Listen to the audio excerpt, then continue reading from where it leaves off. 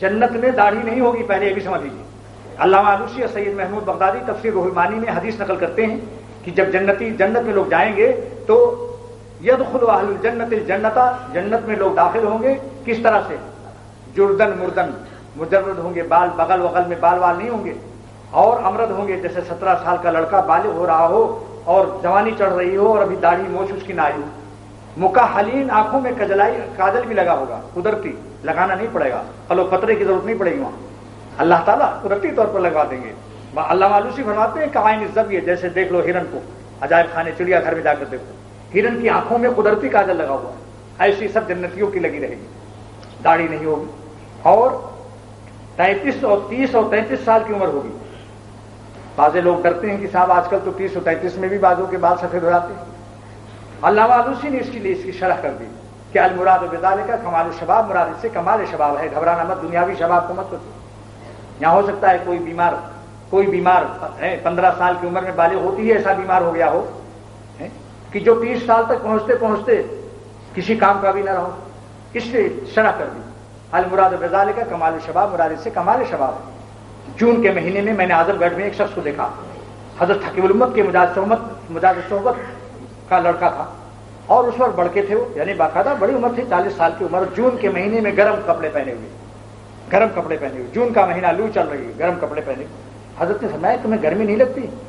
فرمایا حضرت جب میں پیدا ہوا تھا تو میرے والد نے حکیم الامت تھانوی کو لکھا تھا کہ میرے گھر میں ایک چوہا پیدا ہوا ہے، میں پیدائشی کمزور تھا، چھوٹا سا پیدا ہوا، تو اب مجھے گرمیوں میں بھی سردی لگتی ہے، میں کانپتا رہتا ہوں۔ پھر فرمایا کہ حضرت میری زندگی کو سمجھنے کے لیے میرا ایک شعر سن لیجیے، حضرت شاہ عبد الغنی صاحب کو سنا رہا ہے وہ شخص۔ تفلی گئی علامتیں پیری ہوئی آیا، تفلی گئی علامتیں پیری ہوئی آیا، ہم منتظر ہی رہ گئے عہد شباب کے۔ کہا کہ صاحب جوانی تو میں جانتا ہی نہیں، اتنی صحت خراب، بچپن سے بیمار ہوں، تو اس لیے میں نے کہہ دیا 30 سے 33 سال کا دنیاوی مت سوچنا، اللہ تعالیٰ وہاں کمال شباب عطا کریں گے۔ عورتیں بیچاری میری ماں بہنیں سن رہی ہوں گی تو کہیں گے مردوں کو تو یہ انعام مل رہا ہے، ہمارا کچھ سنائی نہیں جا رہا ہے، لہذا خواتین کو بھی سنائی دیتا ہوں۔ اسی تفسیر روح المعانی میں حدیث نقل کی کہ کوئی عورت جو جنت میں داخل ہوگی سب کی سب جوان ہوں گی، کوئی بڈھی نہیں ہوگی، کسی کے دانت ٹوٹے ہوئے نہیں ہوں گے، گال پچ کے نہیں ہوں گے، کمر ٹیڑھی نہیں ہوگی، سب کی سب جوانی میں جوان کر دی جائیں گی اور ہمیشہ باقرہ رہیں گی اور حوروں سے حسین ہوں گی۔ ام سلمہ رضی اللہ تعالیٰ عنہ نے پوچھا یا رسول اللہ صلی اللہ تعالیٰ علیہ وسلم، ہم لوگ جنت میں کیا حوروں سے اچھے ہوں گے یا حوروں سے ہمارا حسن گھٹیا ہوگا؟ آپ نے فرمایا کہ مسلمان بیویوں کا، مسلمان عورتوں کا حسن حوروں کے حسن سے بڑھا ہوا ہوگا۔ حضرت میری ماں، امت کی ماں ام سلمہ، رسول اللہ صلی اللہ علیہ وسلم کی بیوی، ہماری ماں پوچھتی ہیں کہ اے میرے پیارے رسول صلی اللہ علیہ وسلم، ایسا کیوں ہوگا؟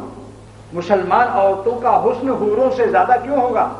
فرمایا کہ بصلاتہن و بصیامہن و بعبادتہن، ان کی نمازوں سے، ان کے روزوں سے، ان کی عبادت کا نور ہے۔ ان اللہ یلبس علی وجوہہن انوارہ، اللہ ان کے چہروں پر عبادت کا نور کی تجلی لگا دے گا۔ اور حوروں نے نماز نہیں پڑھی، روزہ نہیں رکھا، بچے نہیں جنے، شوہر کی خدمت نہیں کی، کوئی مصیبت ہی نہیں اٹھائی۔ مولانا گنگوئی رحمۃ اللہ علیہ نے جب یہ حدیث پڑھائی تھی تو ایک نادان طالب علم نے پوچھا کہ حضرت یہ لوگ تو بڑے مزے میں ہوں گے جو جنت ہی میں پیدا کر دیے جائیں گے اور وہیں جنت میں داخل کر دیے جائیں گے، کہ وہ جنت سے پوچھیں گے اللہ میاں پیٹ بھرا؟ تو جنت کہے گی حل میں مزید کچھ اور مال ہے، تو اللہ میاں ایک مخلوق پیدا کر کے اسی وقت جنت میں ڈال دیں گے۔ تو طالب علم نے کہا حضرت یہ لوگ تو بڑے مزے میں ہوں گے، نہ روزہ نہ نماز، مفت میں جنت۔ فرمایا بیوقوف ظالم، وہ کیا جانیں گے جنت کا مزہ؟ جنت کا مزہ ہم لوگ سمجھیں گے جنہوں نے روزے کی پیاس کی مصیبت اٹھائی ہے، نماز کی ٹھنڈے پانی سے وضو کیے ہیں، ہزاروں غم و فکر میں زندگی گزارا اور پھر بھی اللہ کو نہ بھولے۔ دوزخ بھی یہی کہے گی کہ اللہ پوچھیں گے اے دوزخ تیرا پیٹ بھرا؟ کہے گی حل میں مزید کچھ اور مال ہے۔ وہاں اللہ میاں کچھ مخلوق پیدا کر کے نہیں ڈالیں گے تو ظلم ہو جاتا ہے، وہاں اپنا قدم رکھ دیں گے، بخاری کی حدیث ہے، یعنی خاص تجلی ہوگی جس سے وہ کہے گی قط قط قط میرا یا اللہ میرا پیٹ بھر گیا۔ معروی فرماتے ہیں دیکھو دوزخ کا پیٹ بھی دوزخیوں سے نہیں بھرا، تمہارا پیٹ بھی گناہوں سے نہیں بھرے گا۔ ایک گناہ کرو گے 10 گناہ کو پھر دل چاہے گا، 10 کرو گے تو 20 کو دل چاہے گا، ساری زندگی گناہ کرتے کرتے جنازہ اتر جائے گا، ذلت کے مار جوتے پڑتے رہیں گے، لیکن خدا سے دور ہوتے چلے جاؤ گے، جتنا گناہ کرتے جاؤ گے خدا سے دور ہوتے چلے جاؤ گے، لیکن پیٹ نہیں بھرے گا، قلب کو سکون نہیں ملے گا گناہوں سے۔